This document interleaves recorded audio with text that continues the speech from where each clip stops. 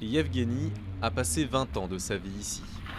Une maison de 2 étages dont il ne reste aujourd'hui qu'un terrain boueux et inondé. Fin septembre dernier, les autorités ont décidé de détruire la maison familiale où habitaient 12 personnes, officiellement pour y construire une route afin de fluidifier la circulation pendant les Jeux Olympiques. Un beau matin sans prévenir, les bulldozers ont tout rasé.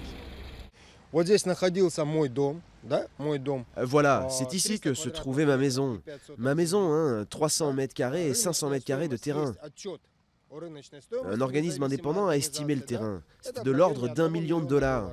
Mais nous n'avons pas reçu un copec. Pourquoi? Parce que vous voyez bien où va l'argent. Voilà tout. Yevgeny accuse le vice-gouverneur de la région de Krasnodar, dont dépend Sotchi, de ne pas avoir payé l'indemnité qui revenait à sa famille.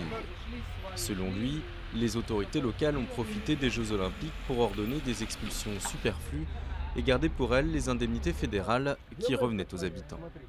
Un stratagème confirmé par des ONG. Nous avons reporté des situations où les habitants n'ont tout simplement pas reçu d'indemnisation et des situations où ils n'ont pas été indemnisés correctement pour le terrain qu'ils ont perdu. Pour avoir protesté, Yevgeny a également perdu son emploi à cause de pressions exercées par les autorités sur son employeur, selon lui. Un coup de massue pour une famille déjà déracinée qui a fui la guerre civile au Tadjikistan en 1991. Aujourd'hui, Yevgeny rend visite à ses parents. Ils ont trouvé refuge dans cette petite maison perchée sur les collines à une quinzaine de kilomètres de Sotchi que leur ont prêté des amis. Le père, Alexandre, 60 ans, est anéanti. Sur quelle base ils font ça? Dites-moi qu'est-ce qu'il y avait d'illégal? Cette maison, je l'ai construite. Je n'en peux plus, j'ai déjà perdu ma maison en Asie à cause de la guerre. Maintenant, ici, une troisième fois, je ne pourrai pas me relever.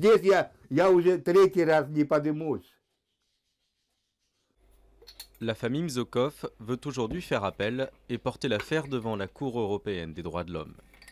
Mais le tribunal régional qui a prononcé l'expropriation ne leur a remis aucun des documents officiels nécessaires pour engager les procédures. Le vice-gouverneur de la région, pour sa part, n'a pas souhaité répondre à nos questions.